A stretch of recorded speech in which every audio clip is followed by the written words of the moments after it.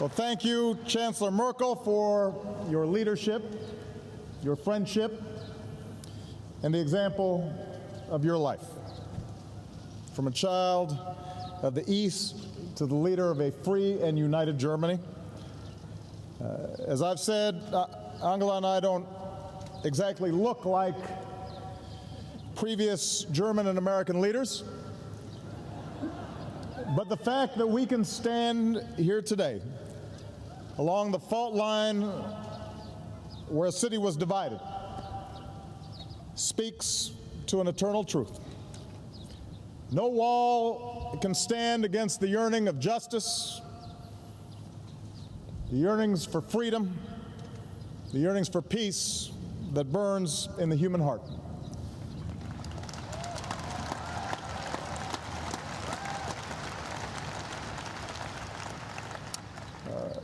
Mayor Vovereet, distinguished guests, and especially the people of Berlin and Germany, thank you for this extraordinarily warm welcome. In fact, it's so warm, and I feel so good that I'm actually going to take off my jacket, and anybody else who wants to, feel free to.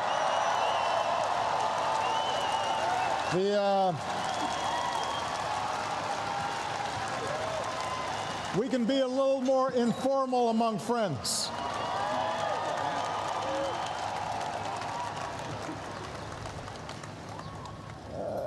As your Chancellor mentioned, 5 years ago I had the privilege to address this city as senator.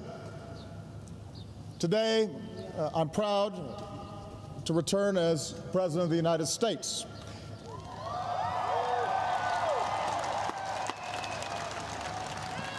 And I bring with me the enduring friendship of the American people, as well as my wife, Michelle, and Malia and Sasha.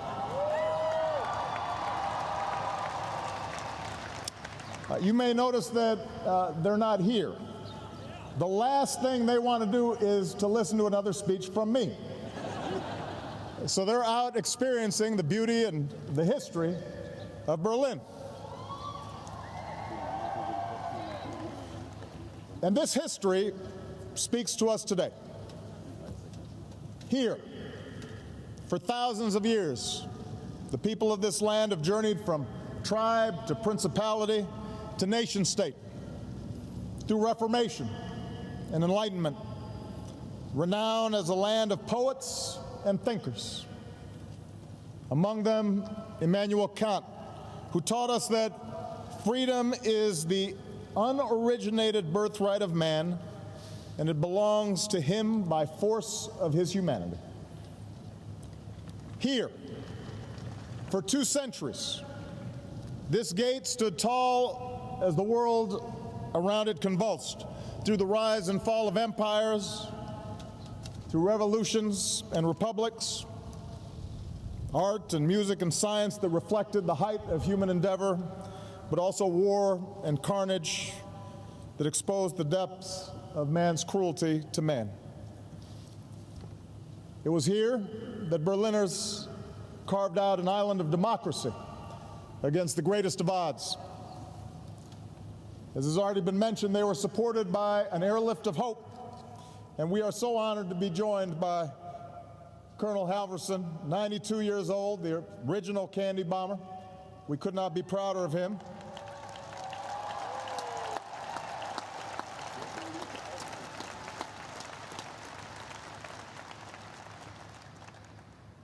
I hope I look that good, by the way, when I'm 92. During that time, a Marshall Plan seeded a miracle, and a North Atlantic Alliance protected our people. And those in the neighborhoods and nations to the east drew strength from the knowledge that freedom was possible here in Berlin. That the waves of crackdowns and suppressions might therefore someday be overcome. Today, 60 years after they rose up against oppression, we remember the East German heroes of June 17th. When the wall finally came down, it was their dreams that were fulfilled. Their strength and their passion Their enduring example remind us that for all the power of militaries, for all the authority of governments, it is citizens who choose whether to be defined by a wall or whether to tear it down.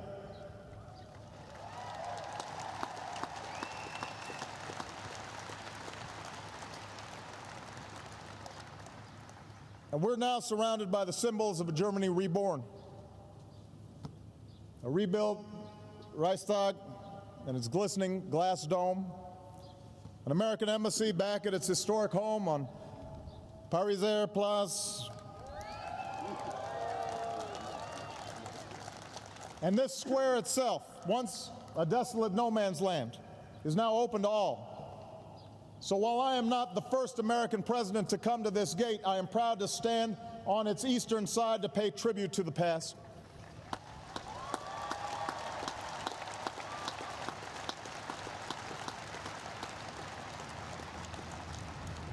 For throughout all this history, the fate of this city came down to a simple question.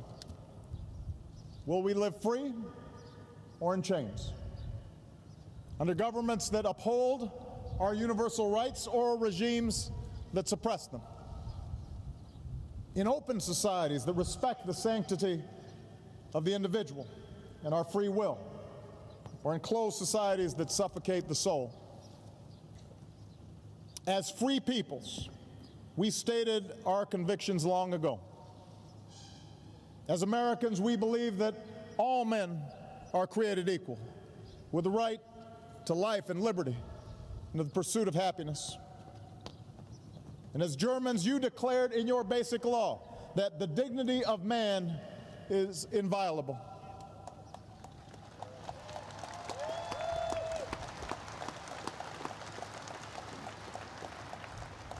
Around the world, nations have pledged themselves to a universal declaration of human rights, which recognizes the inherent dignity and rights of all members of our human family. And this is what was at stake here in Berlin all those years. And because courageous crowds climbed atop that wall, because corrupt dictatorships gave way to new democracies, because millions across this continent now breathe the fresh air of freedom, we can say here in Berlin, here in Europe, our values won. Openness won, tolerance won, and freedom won. Here in Berlin.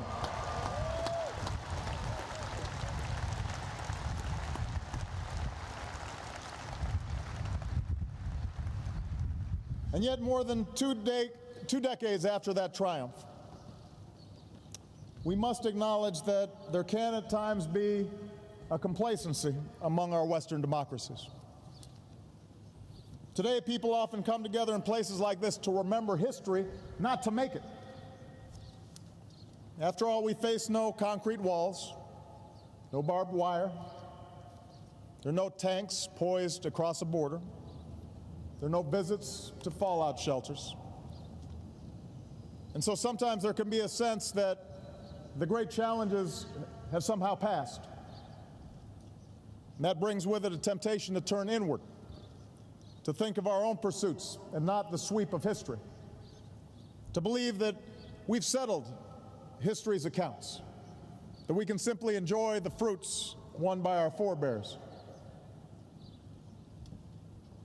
But I come here today, Berlin, to say complacency is not the character of great nations. Today's threats are not as stark as they were half a century ago, but the struggle for freedom and security and human dignity, that struggle goes on. And I've come here to this city of hope because the tests of our time demand the same fighting spirit that defined Berlin a half century ago. Chancellor Merkel mentioned that we mark the anniversary of President John F. Kennedy's stirring defense of freedom, embodied in the people of this great city. His pledge of solidarity, Ich bin ein Berliner, echoes through the ages. But that's not all that he said that day. Less remembered is the challenge that he issued to the crowd before him. Let me ask you, he said to those Berliners, let me ask you to lift your eyes beyond the dangers of today and beyond the freedom of merely this city. Look, he said, to the day of peace with justice, beyond yourselves and ourselves to all mankind. Now, President Kennedy was taken from us less than 6 months after he spoke those words. And like so many who died in those decades of division, he did not live to see Berlin united and free. Instead, he lives forever as a young man in our memory. But his words are timeless because they call upon us to care more about things than just our own self-comfort, about our own city, about our own country. They demand that we embrace the common endeavor of all humanity. And if we lift our eyes as President Kennedy called us to do, then we'll recognize that our work is not yet done. For we are not only citizens of America or Germany, we are also citizens of the world. And our fates and fortunes are linked like never before. We may no longer live in fear of global annihilation, but so long as nuclear weapons exist, we are not truly safe.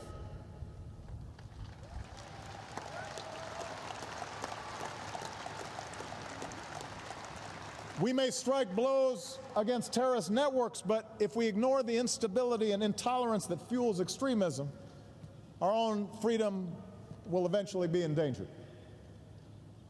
We may enjoy a standard of living that is the envy of the world, but so long as hundreds of millions endure the agony of an empty stomach or the anguish of unemployment, we're not truly prosperous.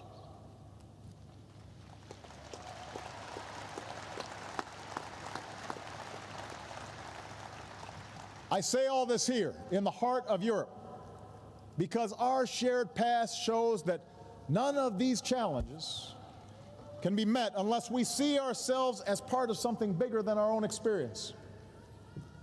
Our alliance is the foundation of global security.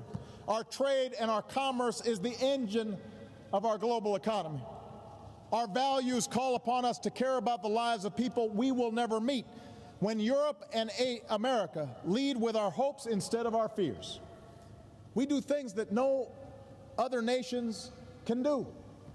No other nations will do. So we have to lift up our eyes today and consider the day of peace with justice that our generation wants for this world. I'd suggest that peace with justice begins with the example we set here at home. For we know from our own histories that intolerance breeds injustice, whether it's based on race or religion, gender, or sexual orientation.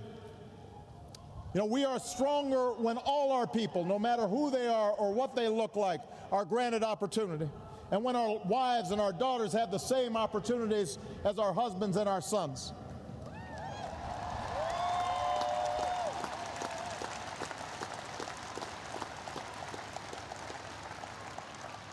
When we respect the faiths practiced in our churches and synagogues, our mosques and our temples, we're more secure. When we welcome the immigrant with his talents or her dreams, we are renewed.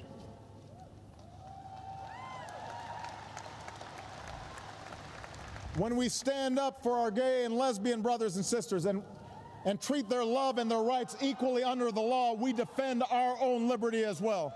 We are more free when all people can pursue their own happiness.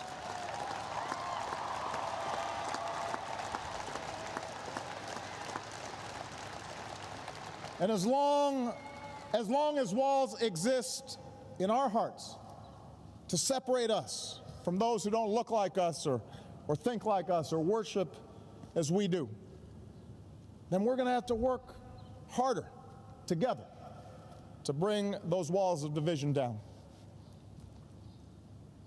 Peace with justice means free enterprise that unleashes the talents and creativity that reside in each of us.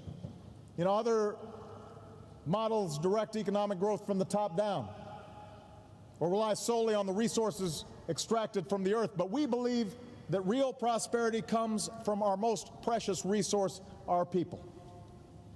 And that's why we choose to invest in education and science and research.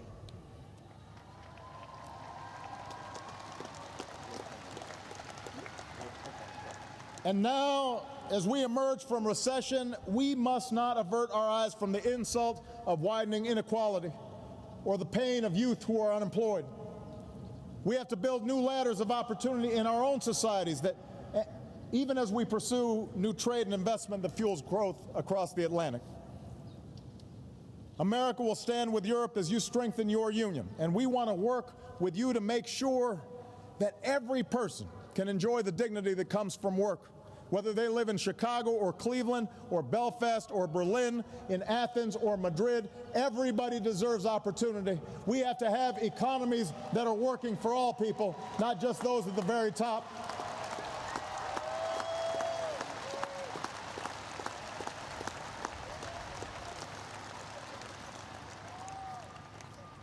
Peace with justice means extending a hand to those who reach for freedom, wherever they live. Different peoples and cultures will follow their own path, but we must reject the lie that those who live in distant places don't yearn for freedom and self-determination just like we do, that they don't somehow yearn for dignity and rule of law just like we do.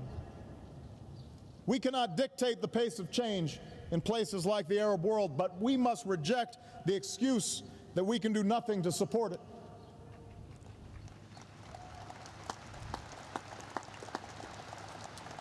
We cannot shrink from our role of advancing the values we believe in, whether it's supporting Afghans as they take responsibility for their future, or working for an Israeli-Palestinian peace, or engaging, as we've done in Burma, to help create space for brave people to emerge from decades of dictatorship. In this century, these are the citizens who long to join the free world. They are who you were. They deserve our support, for they too, in their own way, are citizens of Berlin. And we have to help them every day.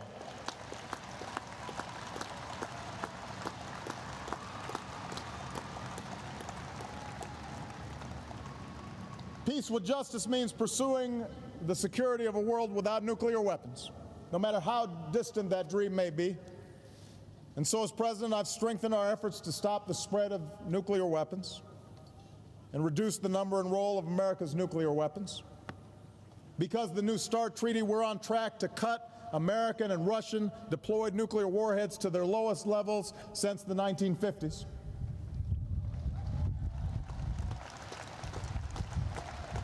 But we have more work to do. So today I'm announcing additional steps forward. After a comprehensive review, I've determined that we can ensure the security of America and our allies and maintain a strong and credible strategic deterrent while reducing our deployed strategic nuclear weapons by up to 1/3. And I intend to seek negotiated cuts with Russia to move beyond Cold War nuclear postures.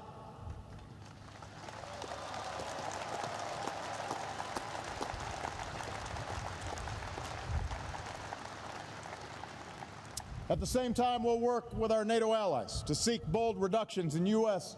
and Russian tactical weapons in Europe. And we can forge a new international framework for peaceful nuclear power, reject the nuclear weaponization that North Korea and Iran may be seeking.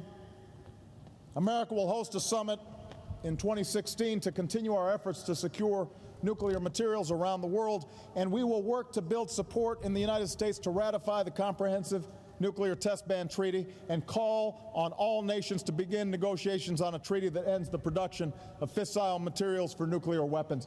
These are steps we can take to create a world of peace with justice.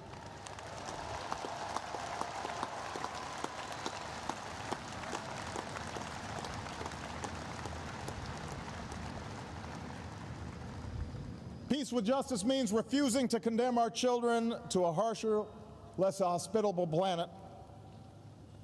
The effort to slow climate change requires bold action, and on this, Germany and Europe have led. In the United States, we have recently doubled our renewable energy from clean sources like wind and solar power. We're doubling fuel efficiency on our cars. Our dangerous carbon emissions have come down, but we know we have to do more, and we will do more.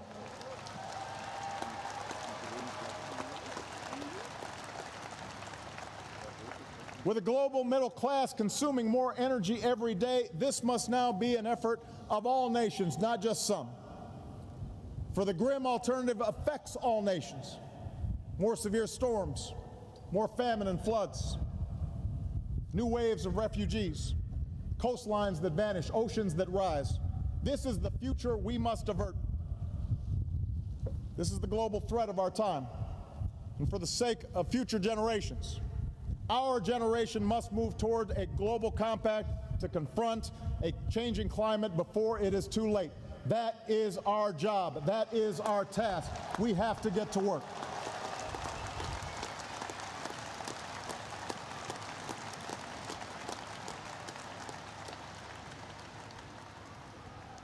Peace with justice means meeting our moral obligations. And we have a moral obligation and a profound interest in helping lift the impoverished corners of the world. By promoting growth so we spare a child born today a lifetime of extreme poverty. By investing in agriculture so we aren't just sending food but also teaching farmers to grow food. By strengthening public health so we're not just sending medicine but training doctors and nurses who will help end the outrage of children dying from preventable diseases. Making sure that we do everything we can to realize the promise, an achievable promise, of the first AIDS-free generation. That is something that is possible if we feel a sufficient sense of urgency.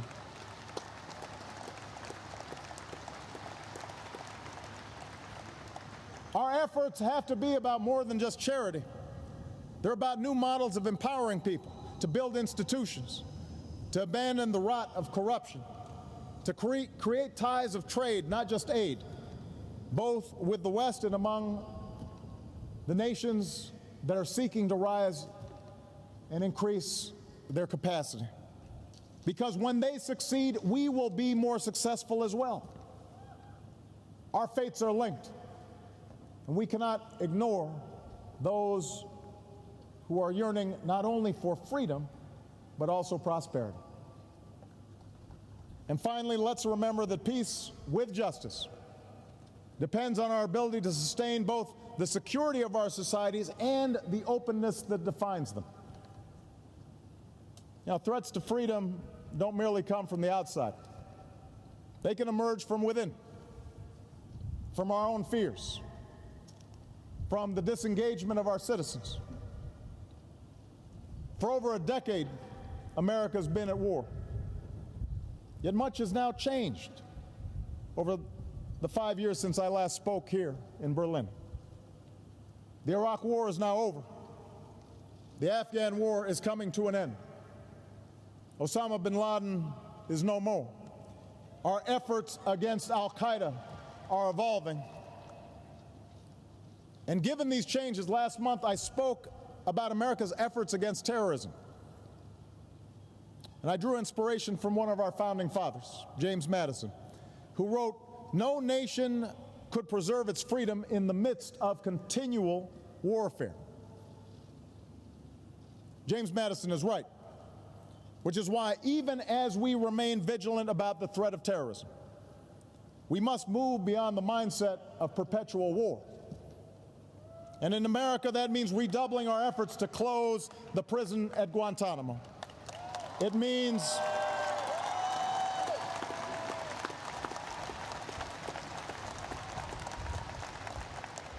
tightly controlling our use of new technologies like drones.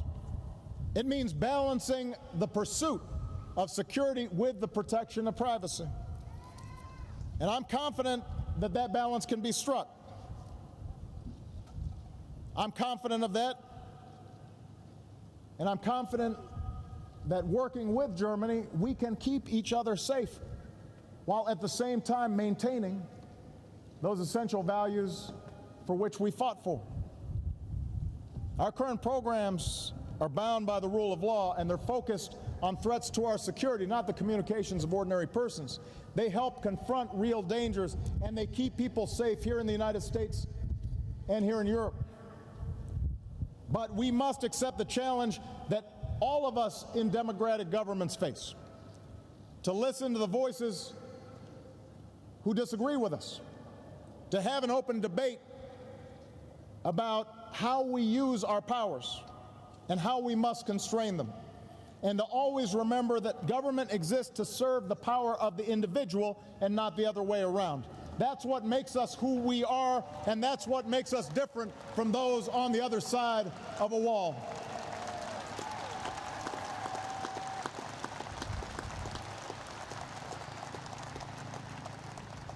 That is how we'll stay true to our better history while reaching for the day of peace and justice that is to come. These are the beliefs that guide us, the values that inspire us, the principles that bind us together as free peoples who still believe the words of Dr. Martin Luther King Jr. that injustice anywhere is a threat to justice everywhere. And we should ask, should anyone ask if our generation has the courage to meet these tests? If anybody asks if President Kennedy's words ring true today, let them come to Berlin. For here they will find a people who emerged from the ruins of war to reap the blessings of peace. From the pain of division to the joy of reunification. And here they will recall how people trapped behind a wall braved bullets and jumped barbed wire and dashed across minefields and dug through tunnels and leapt from buildings and swam across the Spree to claim their most basic right of freedom.